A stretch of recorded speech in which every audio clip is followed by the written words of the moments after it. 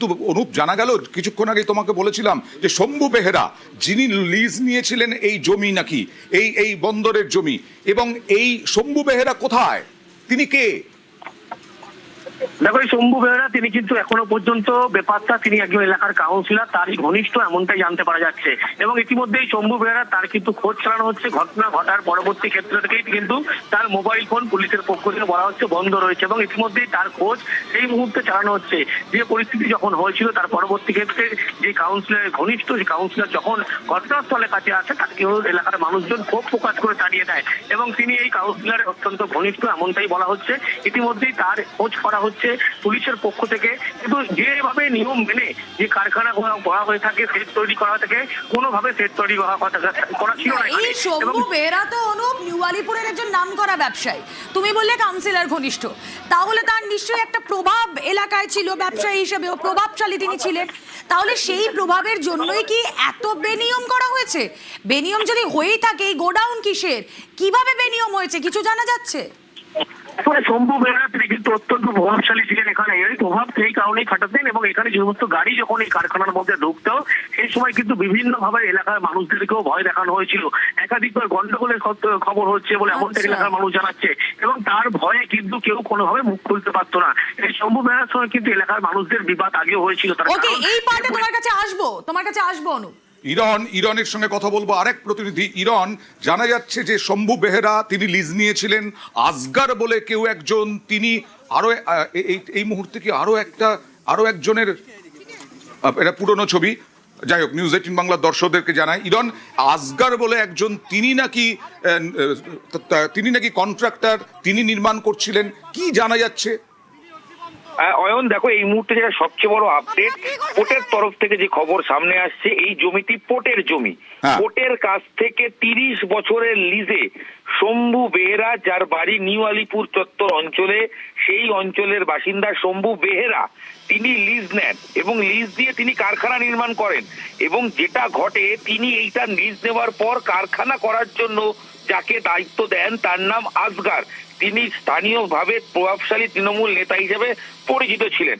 এবং যে খবর পাওয়া যাচ্ছে, তিনি এই কারখানাটা নির্মাণ করছিলেন এবং পোর্টের সূত্র বলছে এই নির্মাণ কাজ চলছিল, এবং আসগার এই নির্মাণ কাজে যে ধ্বংসস্তূপ তার নিচেই সম্ভবত চাপা পড়ে গেছেন, অর্থাৎ সেখানে তিনিও ঘটনাস্থলে রয়েছেন। ভূকৈলাস রোড, কাটাপুকুর অঞ্চলে যে ভূকৈলাস রোড, সেখানকার বাসিন্দা এই আসগার। তিনি এইসব অঞ্চলে যদি কোনো প্রজেক্ট হয়, সেক্ষেত্রে তিনি দায়িত্ব নিয়ে তিনি সেটাকে মেক ওভার করেন, সেটাকে তৈরি করার কাজ করেন।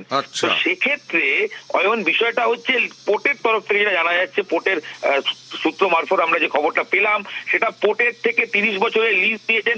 পোর্ট আসগারকে চেনে না, তারা চেনে হচ্ছে শম্ভু বেহেরাকে, যাকে এই জমি কারখানা করার জন্য 30 বছরের লিজ দেওয়া হয়েছিল। এরপর শম্ভু বেহেরা এই জমি লিজ নেওয়ার পর এই আসগারকে দিয়ে দেয়। অর্থাৎ এখানেও একটা প্রশ্ন উঠছে অয়ন, এই আসগার যিনি তৈরি করছিলেন, তিনি ঘটনাস্থলে, এই খবরও সামনে আসছে যে দিন কয়েক আগে রাজ্যে পালা পরিবর্তনের পর তার যে পার্টি অফিস, সেখানেও ভাঙচুর হয়েছিল বলে খবর। এবং তিনি যথেষ্ট প্রভাবশালী তৃণমূল নেতা হিসেবেই পরিচিত ছিলেন। এই অঞ্চলগুলোতে যখন ডেভেলপের কোনো কাজ হতো তিনি দিতেন, বা তিনি তার অঙ্গুলি হেললে কাজগুলো হতো। এই আসগার তিনি লিজ নিয়ে কাজটা করছিলেন, এবং আজকে যখন ঘটনাটি ঘটে সেই সময় ঘটনাস্থলে তিনিও নাকি ছিলেন।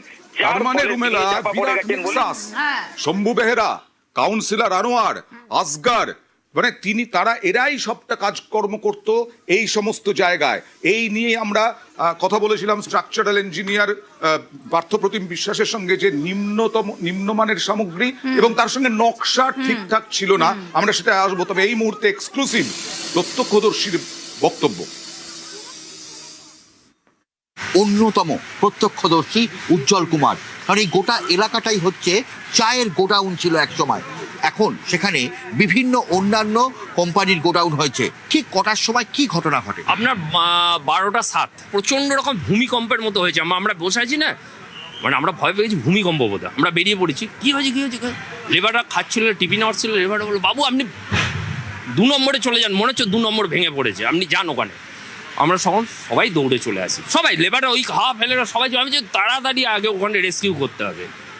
এসেছি, আসার পর যখন দেখলাম ডেমোলিস্ট, তার ভেতরে যা ভয়ানক দৃশ্য দেখলাম। আমরা একজন হাত দেখেছি, দুজনকে দেখেছি ভেতরে, যেটা ভেতরে তাদের রেস্কিউ করার জন্য আমরা চেষ্টা করেছি, পারিনি। আমরা তখন কি করেছি, জলের বোতল দিয়েছি, আচ্ছা জলের বোতল তোমরা খাও, আমরা লোক আনছি, ব্যবস্থা করছি।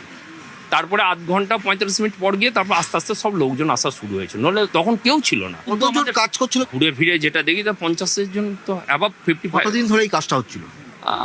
Near about 2 years। প্রথমে যে পুরনো কনস্ট্রাকশন ছিল সেটাকে আমরা ডেমো লিস্ট করেছি, তারপরে সেটাকে নতুনভাবে তৈরি হচ্ছে লিজ নিয়ে। ল্যান্ড হচ্ছে পোর্ট, মালিক হচ্ছে শম্ভুনাথ বেহরা।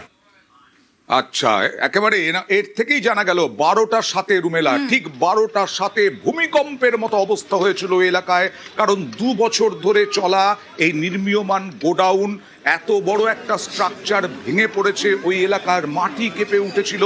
এবং তারপরে প্রাথমিকভাবে তাঁরা গিয়েছিলেন এই উজ্জ্বল কুমারদের মতো কয়েকজন প্রত্যক্ষদর্শী যারা আটকে পড়েছেন তাদেরকে সাহায্য করার জন্য। এক সময় চায়ের গোডাউন ছিল এই এলাকাগুলোতে, এখন বিভিন্ন কোম্পানির গোডাউন। এটাও বললেন এই প্রত্যক্ষদর্শী উজ্জ্বল কুমার, একটা সময়ে চায়ের গোডাউন ছিল। আর আসগার যিনি কন্ট্রাক্টর বলে জানা যাচ্ছে, তিনিও নাকি এই ধ্বংসস্তূপের মধ্যে আটকে রয়েছেন, আমাদের প্রতিনিধি কিছুক্ষণ আগে জানালেন। একটু পিসিআরকে বলবো যদি সুদীপ্তর সঙ্গে কানেক্ট করা যায়, তার কারণ ইতিমধ্যেই 150 জন এনডিআরএফ কর্মী তারা কাজ করছেন এবং তাদের কাছে অত্যাধুনিক একটি সেন্সর রয়েছে, যেই সেন্সরের মাধ্যমে তারা বুঝতে পারবেন যে ধ্বংসাবশেষের নিচে কেউ রয়েছেন কিনা। আলটিমেটলি তারা বুঝতে পারবেন যে if there is any life or not, এইটা তারা বুঝতে পারবেন, তারা সেটা ডিটেক্ট করতে পারবেন। ইতিমধ্যেই আমরা দেখেছি ডগ স্কোয়াড রয়েছে, স্নিফার ডগ সেখানে আনা হয়েছে। এছাড়াও এক কোম্পানি এনডিআরএফ কাজ করছে মূলত রাসায়নিক বিস্ফোরণের মতন ঘটনায় যারা কাজ করে, তারা সেখানে কাজ করছেন। টোটাল 150 জন এনডিআরএফ কর্মী কাজ করছে এবং সেখানে কিভাবে কাজ হচ্ছে, ঘড়ির কাঁটা বলছে সময় এখন 4:16, আর কিছু সময় পর আলো পড়ে যাবে। তখন এই ধ্বংসস্তূপ থেকে উদ্ধার কাজ কতটা দ্রুত করা সম্ভব। সুদীপ্তর কাছে যাই। অয়ন, সুদীপ্ত, অত্যাধুনিক সেন্সর রয়েছে এনডিআরএফ এর কাছে, তারা ধ্বংসাবশেষের ভেতর থেকে প্রাণের স্পন্দন পেতে পারেন তা দিয়ে। এখনো পর্যন্ত কি পাওয়া গেল লেটেস্ট কি আপডেট? দেখো, যেটা দেখা গেল কিছুক্ষণ আগেই মোট 3টি দেহ উদ্ধার করা হয়েছে। তারা প্রত্যেকেই কিন্তু আহত অবস্থায় রয়েছে এবং তাদেরকে অ্যাম্বুলেন্সে করে হাসপাতালে নিয়ে যাওয়ার কাজ কিন্তু সম্পূর্ণ হয়েছে। এবার যে বিষয়টা সেটা হচ্ছে যে এনডিআরএফ 150 সংখ্যক এনডিআরএফ কে এখানে নামানো হয়েছে, তারা এখানে কাজ করছেন। এনডিআরএফ টিম 150 জন এনডিআরএফ টিম তারা কাজ করছেন। মূলত তারা কোথায় আলাদা এই এসডিআরএফ এর থেকে, এই যে ডিজাস্টার ম্যানেজমেন্ট টিমের থেকে, তারা মূলত আলাদা হচ্ছে তারা বেশ কিছু ইনস্ট্রুমেন্ট ব্যবহার করতে পারেন যেগুলো অত্যাধুনিক। যেমন তাদের কাছে একটি সেন্সর রয়েছে, অত্যাধুনিক সেন্সর, যেটা দিয়ে তারা বুঝতে পারেন ধ্বংসাবশেষের মধ্যে কোনো রকম কোনো প্রাণ রয়েছে কিনা, অর্থাৎ কোনো মানুষ রয়েছে কিনা, সেই বিষয়টা তারা জানতে পারেন এবং তারা সন্ধান করতে পারেন। এবং সেই মতো অবস্থায় সেই মেশিন কিন্তু কাজে লাগানো হয়েছিল এবং এই ধ্বংসাবশেষের মধ্যে যে প্রাণ রয়েছে তা কিন্তু জানা গিয়েছে। এবং সেই মতো আরো 2 জনকে কিন্তু দেখা গেল তাদেরকে উদ্ধার করে অ্যাম্বুলেন্সে করে একদম তৎকালীন একদম জরুরি ভিত্তিক অবস্থাতে তাদেরকে কিন্তু বের করে নিয়ে যাওয়া হয়েছে হাসপাতালের উদ্দেশ্যে। এবং সেই সঙ্গে যেটা দেখা যাচ্ছে বা যেমনটা সূত্র মারফত জানা যাচ্ছে যে এফ কোম্পানির যে এনডিআরএফ, তারা মূলত রাসায়নিক বিস্ফোরণ হলে পরে সেই ঘটনাস্থলে নামানো হয় এবং সেই এফ কোম্পানির এনডিআরএফ কে কিন্তু নামানো হয়েছে। অর্থাৎ বোঝা যাচ্ছে যে কোনো রকম কোনো গাফিলতি নয়, উদ্ধার কাজের ক্ষেত্রে কোনো রকম কোনো গাফিলতি নয়, এমনটাই কিন্তু বিষয়টাকে সামনে রেখেই এনডিআরএফ কে, এফ কোম্পানির এনডিআরএফ কে 150 জন এনডিআরএফ তারা কিন্তু ইতিমধ্যে উদ্ধার কাজ চালাচ্ছে। এখনো সেই উদ্ধার কাজ কিন্তু বহাল রয়েছে। নিশ্চয়ই উদ্ধার কাজ চলবে। এখনো পর্যন্ত যা জানা যাচ্ছে রাতের বেলা উদ্ধার কাজের জন্য আলোরও ব্যবস্থা করা হয়েছে। এবার একটু চলে যাব এসএসকেএম এ, কারণ রুমেলা 14 জনকে নিয়ে আসা হয়েছে।